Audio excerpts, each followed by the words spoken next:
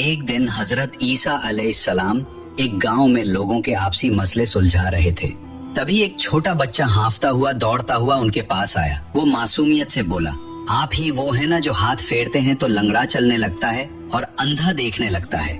हजरत ईसा अलैहिस्सलाम हल्के से मुस्कुराए और फरमाया, शिफा देना अल्लाह का काम है, मैं तो बस उसका हुक्म निभाता हूँ। बच्चे ने उनका हाथ थामते हुए कहा, मेरी अम्मी मरने वाली हैं, बस एक बार देख लो। हजरत ईसा अलैहिस्सलाम उसके साथ उस छोटी सी झोपड़ी में पहुंचे जहां एक औरत बेहोशी में पड़ी थी।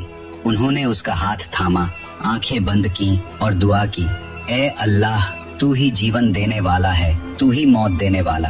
अगर इस औरत में कोई भलाई है तो इसे लौटा दे। अचानक औरत ने आंखें खोली।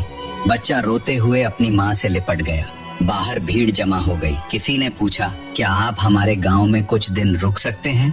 हजरत ईसा अलैहिस्सलाम ने जवाब दिया, मुझे वहां जाना है जहां दिल बीमार है, सिर्फ जिस्म नहीं।